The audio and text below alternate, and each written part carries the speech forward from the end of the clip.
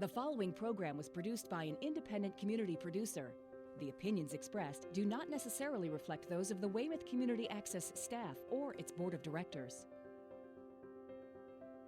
WCA, in compliance with FCC regulations, is prohibited from exercising control over the content of independent member-produced public access programming.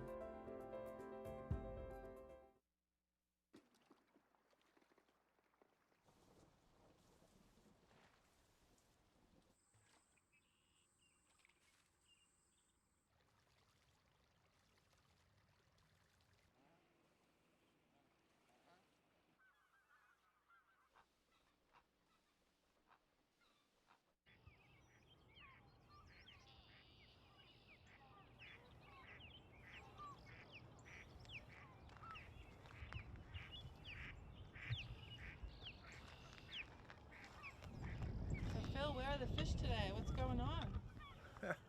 The birds were here, then they left. What's happening? Well, they looked. Heaven didn't cooperate with them this morning. Seems like most of the thousands of birds that showed up here at first light have moved up to the pond. I don't know. Every day is different. It's too cold here this morning for Heaven to be moving up the river. Give it a couple of warm days and it'll be different. When we revisit this estuary next week, after a couple of days of warm weather, maybe when our May fish arrive, things will be quite different here. We seem to have missed the feeding activity early this year. We should have been here earlier, but we're still going to capture it because there's still a lot of time left in this herring season. I'd say we've only started and 25% have passed. We're still looking for the majority of the run to come through here. And so are the birds. What's the count so far? Well, the count is just over 50,000. It's really slowed down the last couple of days. You get the nights in the 30s. I even made a mistake of putting some plants out that weren't ready to be put out. And I got sick of looking at my spider plants in the house, and I put them outside, and they took a real hit from the cold the other night. So I don't know if we'll bring them back to life or we'll just capture a couple of babies and replant them. But that's how it's been this year. Too chilly for the fish today, huh? Yeah, it's too chilly. We'll catch it. We'll see them spawning out here in the estuary either next week or the week after.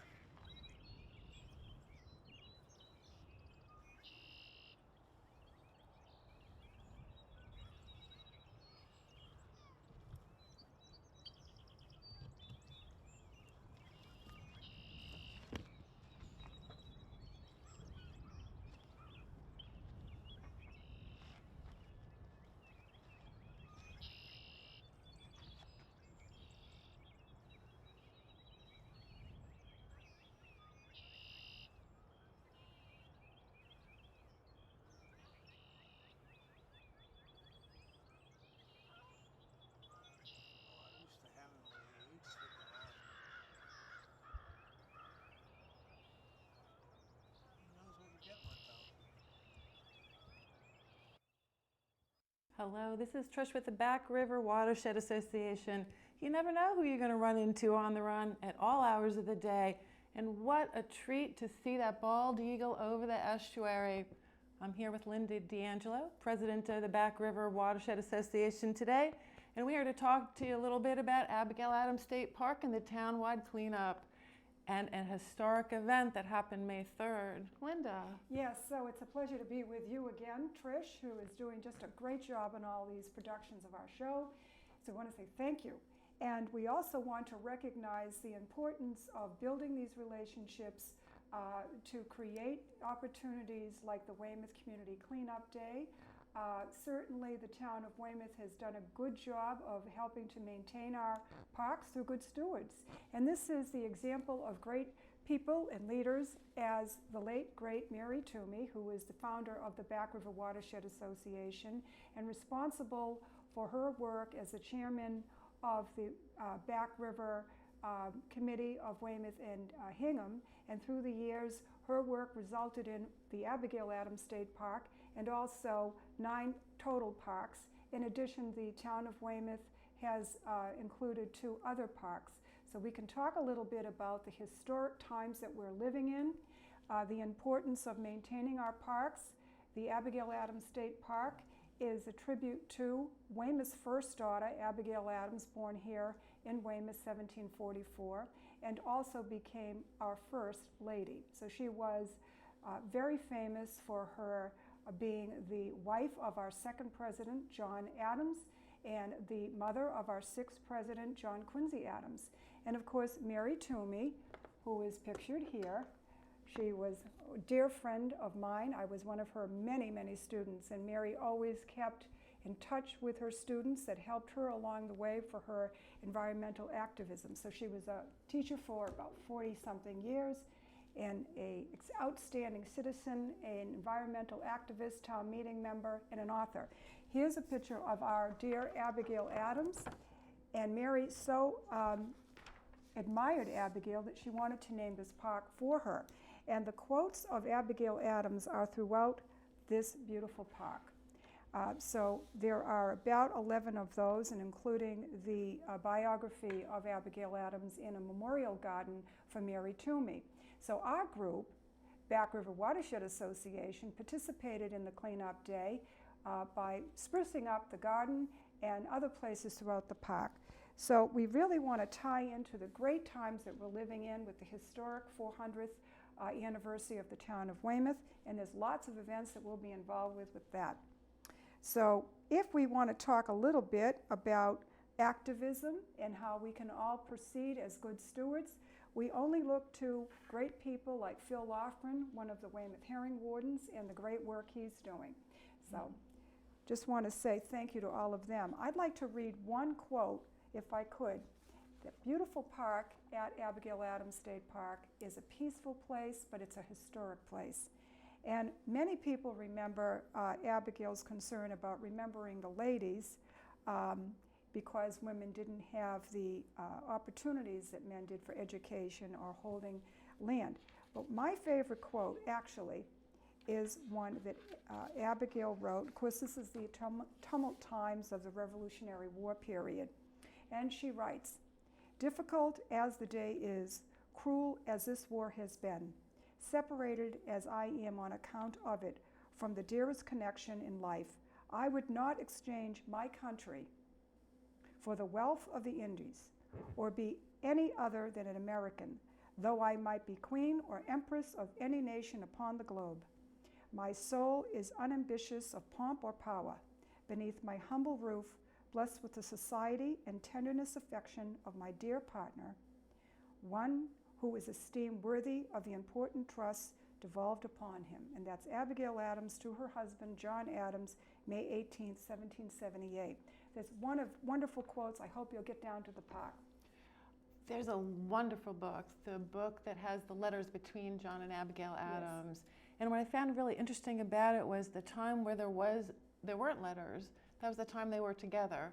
But they really wrote those letters to make sure they shared their history. Right, 14 years of her being separated from John Adams and all the responsibility that she had trying to grow her family alone, maintaining the farm, and managing all the finances and everything in between. She really and truly was an amazing person, and so it's very understandable that Mary Toomey understood the importance of Abigail for our history.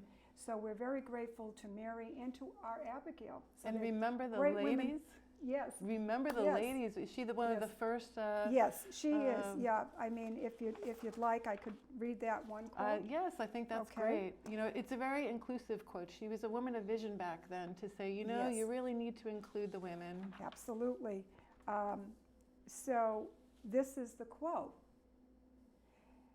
"I long to hear that you have declared an independency in the new code of laws, which I suppose it will be necessary for you to make. I desire you would remember the ladies and be more gracious and favorable to them than your ancestors.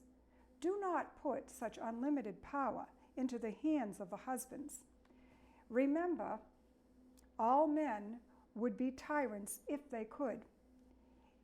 If particular care and attention is not paid to the ladies, we are determined to foment a rebellion and will not hold ourselves bound by any laws in which we have no voice or representation. That is Abigail Adams, like Mary Toomey, a woman of vision. She dated that letter March, April of 1776 to her husband, John Adams.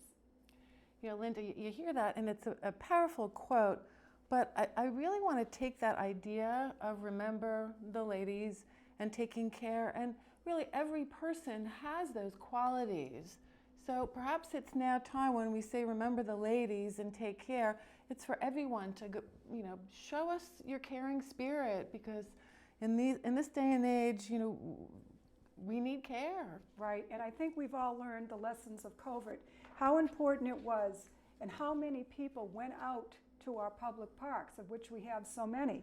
I think that is why this year's cleanup day here in Weymouth was a record-breaking volunteer day. And so just to say, the parks that we have are amazing, all over Weymouth and in Hingham. So between the Back River, which divides the two towns in the large area of the watershed, let me just talk a little bit about where those parks are.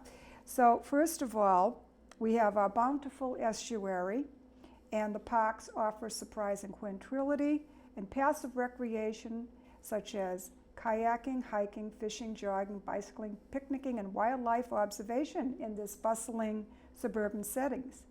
These open space public parks include Abigail Adams State Park, Webb State Park, Stoddard's Neck, the Back River. These are the Back River Reservation, and they're managed by the Massachusetts Department of Conservation and Recreation. The Esker Park, Herring Run Park on the Weymouth side, and then the BRWA Reservation, Bear Cove Park, Back River Wildlife Sanctuary, and the Bouvet Conservation Land that are managed by Hingham. So between Weymouth and Hingham, now we know that we also can include the Kippity property and the Osprey Overlook Park. So we're doing great, and this is it. Making this connection, making it real, that people can get out and take that ownership and pride of this beautiful nature of our environment. We know how important that's getting to be.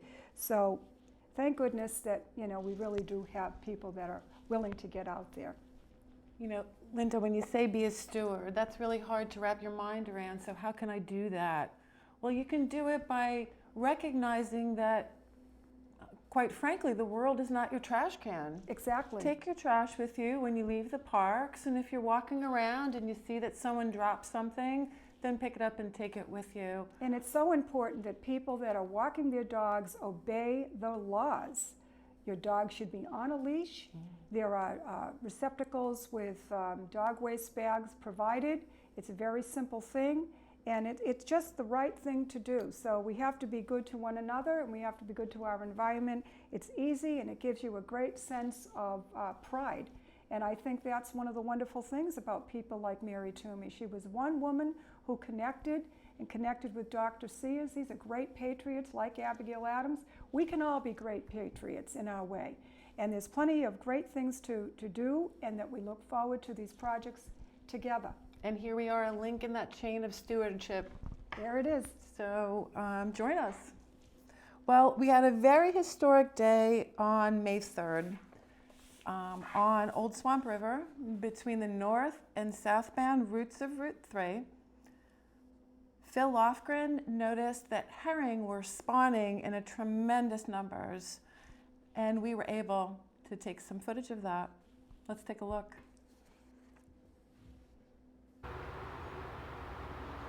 It's Monday, May 3rd on Old Swamp River between the north and southbound lanes of Route 3 in Weymouth.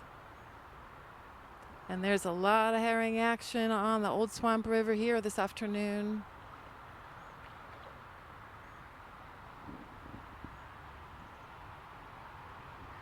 You can see the fins of the swish swirling about and the splashing of the spawning activity.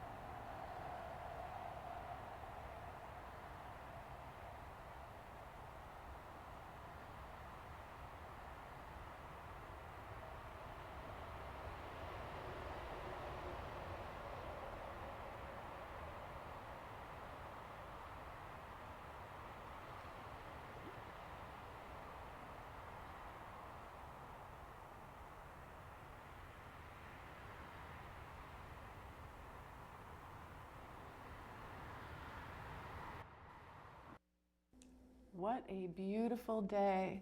And right between the two lanes of traffic, it's like that place was in like this pristine condition. And I have to wonder if it's because, people aren't there.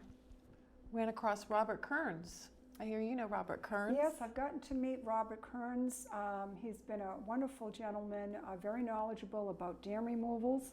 He's been associated with the Four River watershed and also with the FRAX people, the Four River Residents Against the Compressor Station, which we always support. And we recognize that the Four River and the Back River watersheds, these are sister rivers. Remember that there's a peninsula at the Webb State Park that kind of is an interesting point of reference, because if you're standing there and you can really understand the perspective of where the rivers are sort of divided off. And one river is certainly more developed and industrialized, but there's great efforts there to try to bring back as much of the run there. It's one of the largest smelt runs in Massachusetts. And certainly Robert has been a great advocate for restoring the fish going through the Manattaquit and Four River. So it's a pleasure to meet him, and I know that we'll hear more about Robert. Linda, we talk about town boundaries, but it seems like the earth gives us our boundaries. And just because a town line might exist, we really need to look at these riverways as their own system, regardless of whatever arbitrary boundaries we may or may not put up. So we have a few clips on the run that day with Robert and Phil and Old Swamp, so let's hear from them. Great. Hi, this is Robert Kearns here. We are at the Old Swamp River, one of the state designated cold water fishery habitats in Massachusetts, and we're in the Back River watershed. And this river comes up from the South Weymouth Naval Air Base and the wetlands in that area, and comes into here. We're right between Route 3 and the median, and then it ends up draining into Whitman's Pond and into the Weymouth Herring Run. And we're here on this historic day as there is actually fish spawning today, and Phil Lofgren, one of the herring wardens here in Weymouth, and I have been looking to see this and catch it on film for about 2 or 3 years now. And in 2021, we finally have got multiple people with cameras, and it's very exciting that we're going to get this spawning and migration on film finally. What other kind of fish are here, Robert? Happy to have you share this moment with us. Thank you, Trish. There's a lot of fish species in here. It's not only river herring, which are migratory. We have brook trout in here, which is another important forage fish species.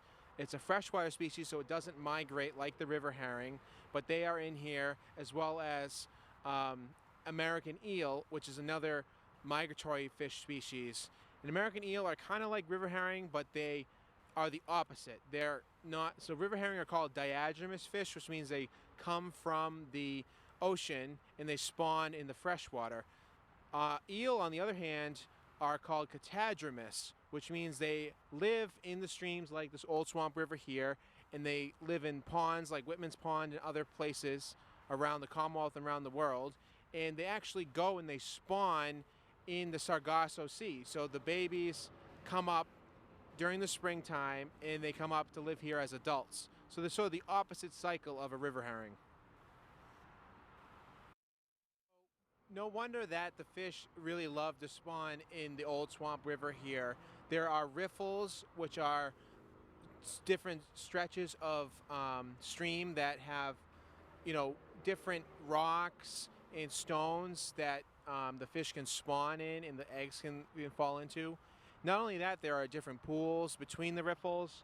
And something that to really note for the herring and the brook trout are, if you look on the bank here, it is moss-lined banks, which means it's really good fish habitat, really good aquatic habitat for a whole bunch of wildlife like the river herring, like the American eel, and like the brook trout. And you would be surprised because we're in the middle of Route 3 here, and there's still this great habitat for fish here in the Weymouth Back River watershed. Hello, this is Trish, Back River Watershed Association on Old Swamp River.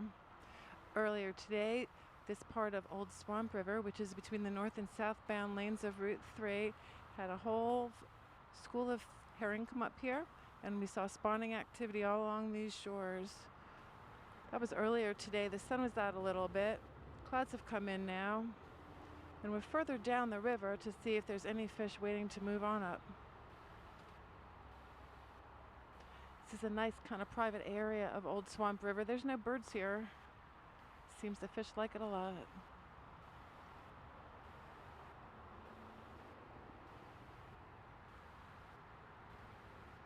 It's May 3rd, 2021, Monday. And we're seeing if another wave of fish is coming up this way.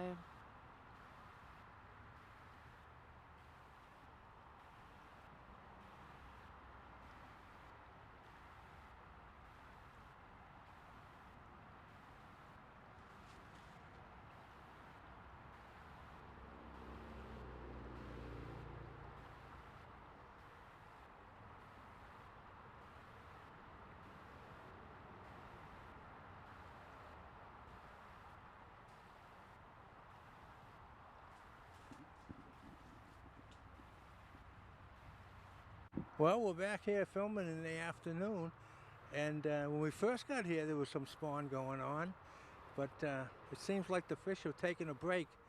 They're still present, but with this overcast we can't see them well. When I'm walking in the stream I'm disturbing them. There's several hundred fish still here, but they've taken a break from the spawn. When we were having lunch we noticed that there was a wind change on Trish's deck.